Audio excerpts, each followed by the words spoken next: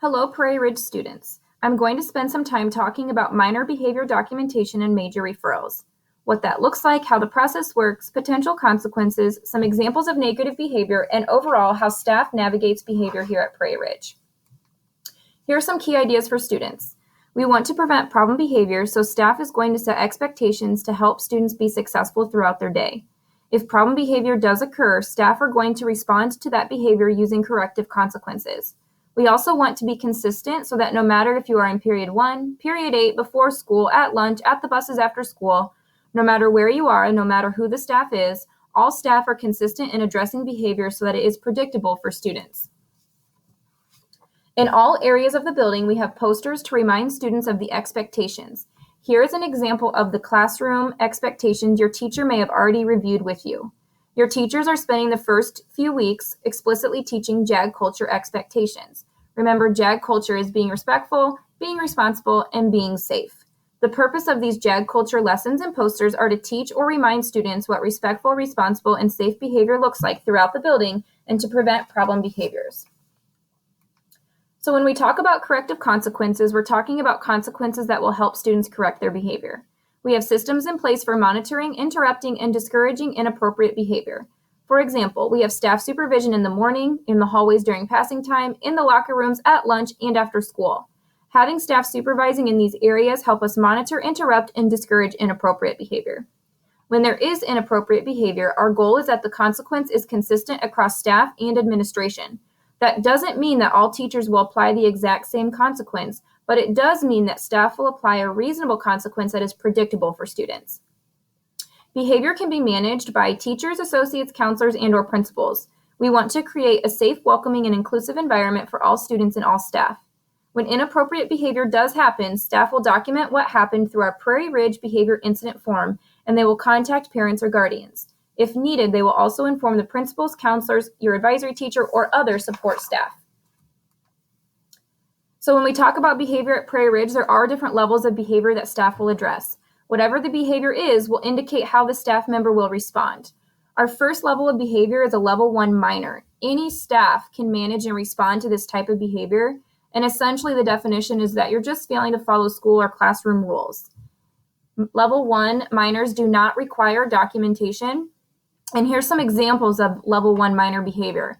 Unwelcome noises, out of your assigned area, unprepared for class, tardy to class, hands or feet on others, dismissive messages, which really just means like rolling your eyes, or any kind of maybe can be considered disrespectful gestures towards adults or students, inappropriate language or inappropriate comments. So I'm going to give a quick example. Let's say that there is a student in class making an unwelcome noise. They're trying to be silly, they're trying to be funny, and they're distracting their peers. So the teacher may just give a nonverbal cue. They may just give you a look that helps you know I need to stop making noises.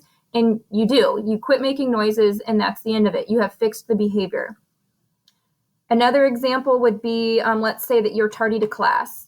Okay, so tardy to class, teacher's going to mark that in Infinite Campus, and we do track tardies. So they're probably just going to encourage you to be on time and keep track if you're continually tardy. If you are continually tardy, then that's kind of when it goes into that level 2, which I'll talk about next.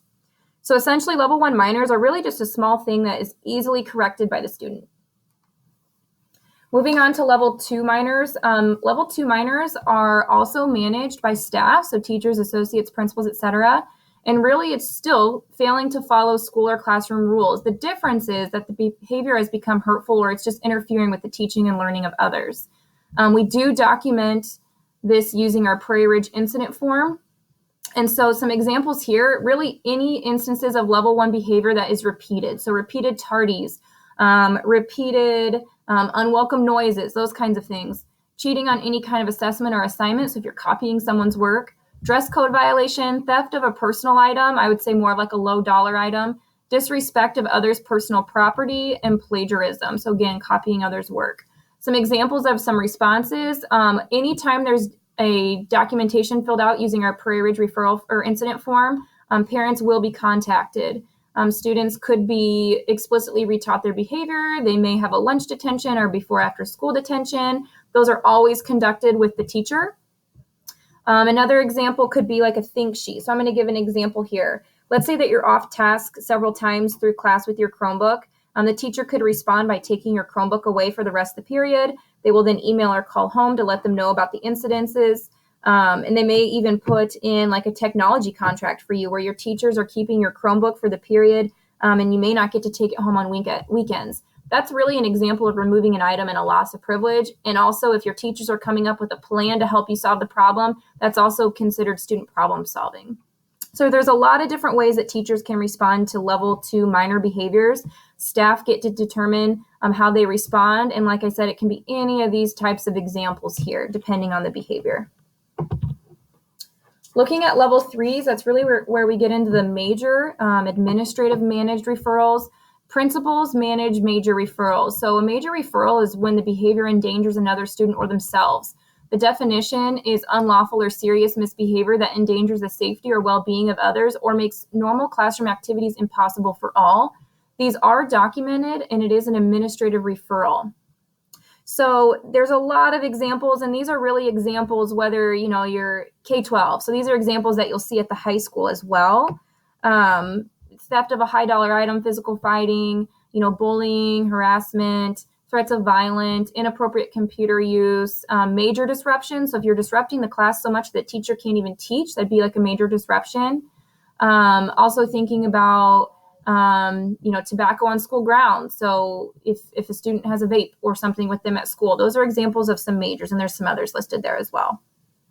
These types of behaviors are not tolerated, and they do have severe consequences. So Mr. Wichman, Ms. Bruns, and myself have been very clear about what respectful, responsible, and safe behavior looks like at Prairie Ridge, and we take this very seriously. Examples of consequences for this type of behavior may include suspension, notifying law enforcement, detention, restitution. That simply means if you damage something, you pay for it. Parents are always contacted with level 3 major behaviors. It could also be a simple, having parents come in for a meeting with all of your teachers as well. So there's a lot of different ways that we can respond with those major referrals as well. And just to review, those are managed simply by principals only, and those are documented with a major referral. So to finish up, at Prairie Ridge, we really just want to support a safe, inclusive, and welcoming learning environment for all students. Throughout the year, you may be visited by Mr. Wichman, Ms. Bruns, or myself just to process through or address behaviors. Anytime that we talk to you about a referral, we will always try to be very discreet, and we'll always follow up with you to make sure everything is going okay or to see if you need any other supports.